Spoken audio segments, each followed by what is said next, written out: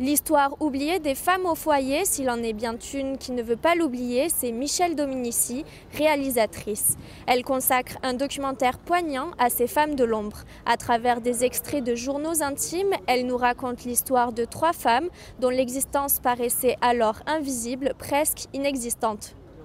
Quand j'ai dit aux gens que j'allais faire un film sur les femmes au foyer, tout le monde me disait « Ah, tu vas mettre des pubs, les pubs marrantes des années 50, 60 ». Et je disais « Non, je vais faire exactement le contraire ». C'est-à-dire que quand j'ai lu les journaux intimes, je me suis rendu compte qu'elles étaient sans phare sur leurs désillusions, leur tristesse, leur frustration, leur malheur. Et c'était ça que je voulais mettre en avant. Comment en suis-je arrivée là? À cette fatigue, cet ennui? Toujours les mêmes choses, les mêmes gestes, une vie si quotidienne. Aucun enthousiasme et guère de temps non plus. Que s'est-il passé pour que ma vie m'échappe à ce point?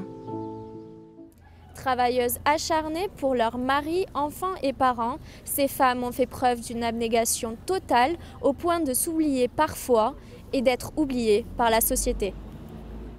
Dans le film, j'avais envie de montrer la somme de travail, d'épuisement, et puis la valeur de ce travail. C'est-à-dire qu'il n'est pas rémunéré, mais il a néanmoins une valeur. Dans notre société, on accorde de la valeur qu'à ce qui coûte de l'argent, sauf que c'est faux. Enfin, je veux dire, sans le travail de ces femmes, il y a beaucoup d'hommes qui n'auraient pas pu faire carrière.